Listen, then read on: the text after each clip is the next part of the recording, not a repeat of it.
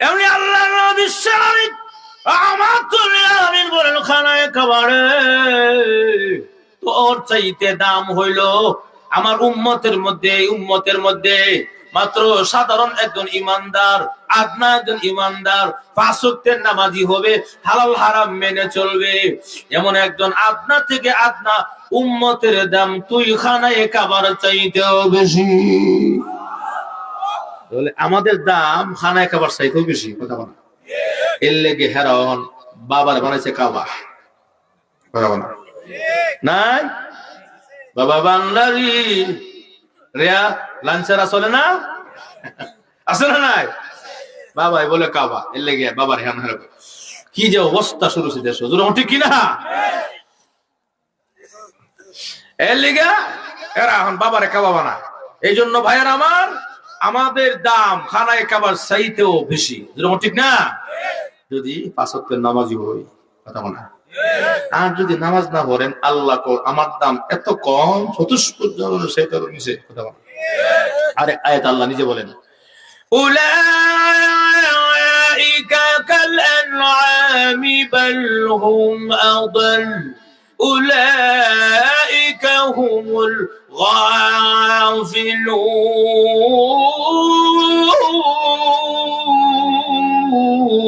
গাফিলুন। এই মানুষ এত দামি হওয়ার পরেও এই মানুষটা এত নিকৃষ্ট দেখা যায়, চতুষ্প জানোয়ারের চাইতে আরো নিচে, বালহুম আদাল, আরো নিচে। নাউজুবিল্লাহ। কেন রে ভাই? যেই মানুষটা খানায়ে কাবার চাইতে দাম বেশি, যে মানুষটা নূরের তুল ফেরেশতার চাইতেও দাম বেশি, এত মানুষটা আবার এত নিচে যায় কেন? নিচে যাওয়ারই কথা বলে কেন? আল্লাহর হুকুম যে বান্দা মানে না, আল্লাহর বিধান যে মানে না, নামাজ যে পড়ে না, এমন হওয়ার ওই কথা, ঠিক না? এলাকা নামাজ ছাড়া কোনো বুজুর্গই নাই। আমরা সমাজ নামাজ ছাড়া হিসাব হয়ে জায়গা, কথা বলা। নামাজ রোজা নাই, অভিশাপ, কথা ঠিক কিনা? আমরা কালারোখার ইমাম সাহেব মসজিদে বয়ান করতেছে, আমার মুসল্লিরা সবাই কদর রায়। আজকে মনে একটা রাত, যে রাতে আল্লাহ প্রথম আসমানে আসবেন এবং আসবেন এবং ডাকেন, হালমিন সাইনি হালমিন মুস্তাফুনি কে আছে, কে লাগবে সব আল্লাহ দিয়ে দিব। আর শুনছে আপনার কালারোখার একজন ব্যক্তির নাম সেরাগ আলী ভাই, কি নাম? কথা বলা। এই সেরাগ আলী ভাই হুজুর ওয়াজ শুনে মসজিদে বসে না, শুধু বাইরে গেছে গা, বাড়িতে বাইরে গিয়া বড় গিয়া সুন্দর করে গোসল করে পবিত্র হইয়া জামা কাপড় লাগাইয়া পবিত্র হইয়া আবার ঢুকছে মসজিদ। আল্লাহ আল্লাহ ইমাম সাহেব বলছে, আজকে যে যা হয়েছে আল্লাহ তুমি সব দিবা, আমার বেশি কিছু লাগতো না, 5 লাখ টাকা দিও আমি। কাছে কত এবার টাকা চাই আর বসে একটা সেকেন্ড কাছে বাড়িতে সোজা বাড়ি থেকে বইছে, সুবার মধ্যে বই বইয়া মুসকি হাসে মাথা লাড়া। ওয়াইফ জিজ্ঞাসা করে, আপনার খুশি লাগে ব্যাপারটা কিতা? কোচ না বুঝবে একটু বড় টেকার খেলা, কথা বলা। উনি আর বোঝাই করল না। এবার 1 ঘন্টা অপেক্ষা, টেকা তো আয় না, 2 ঘন্টা অপেক্ষা, কিন্তু আল্লাহ দিয়ে টেকা দেয় না, কথা বলা। ইমাম সাহেব কি মতো লজই করে, এবার শুরু হয়েছে।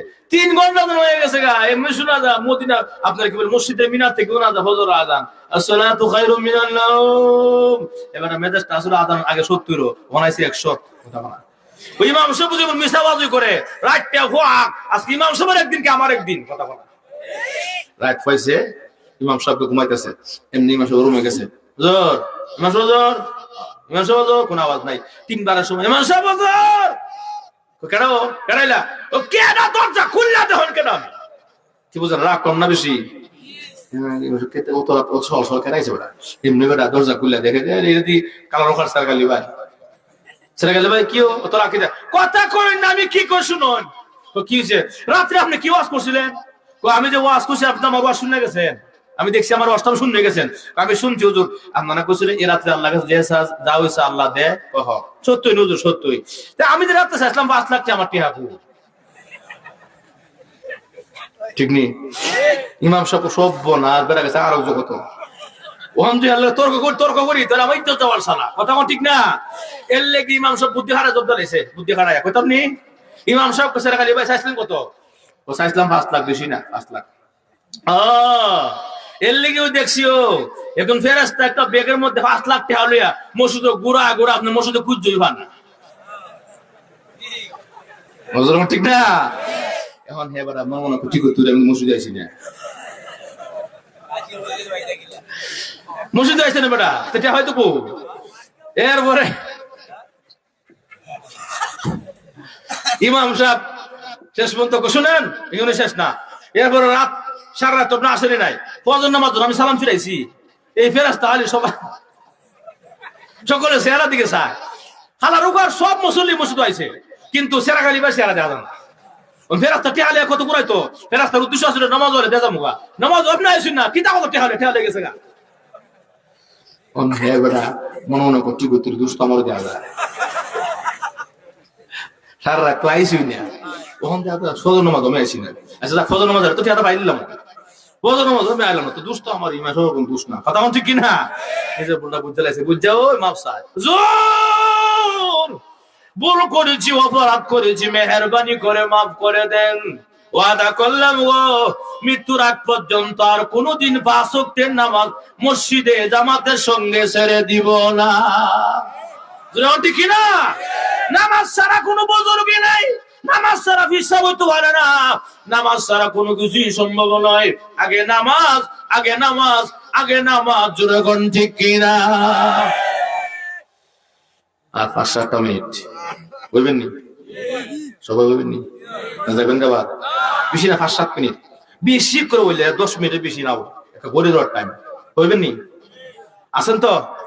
সবাই বসবেন, সবাই বসবেন তো, কারা কারা বসবেন না হাত তুলেন।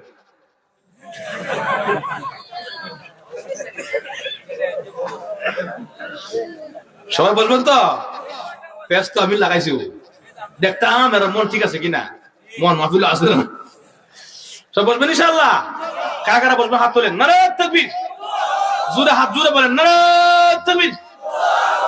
কোরআন সুন্নাহর আলো, কোরআন হাদিস যেখানে, আলেম উলামা যেখানে, বন্ড বাবা যেখানে, নারে তাকবীর। মাশাআল্লাহ, হাত নামান, ঠিক আছে ইনশাআল্লাহ।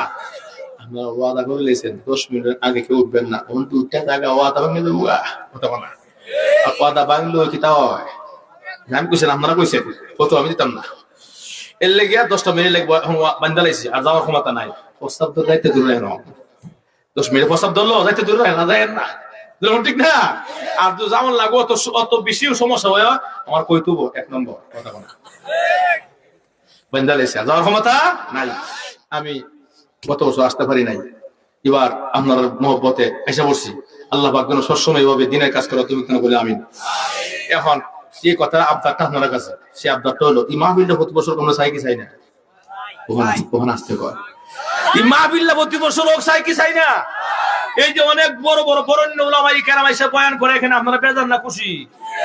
এই যে এসব অধিসাপ সহ এখানে যারা আছে স্থানীয় লোকেরা, এই সংগঠনের যারা আছেন এলাকার লোকেরা, সবাই মিললে যে আপনার বড় বড় হুজুর আইনে বয়ান শুনেন, এটা কি খারাপ না ভালা? ভালা।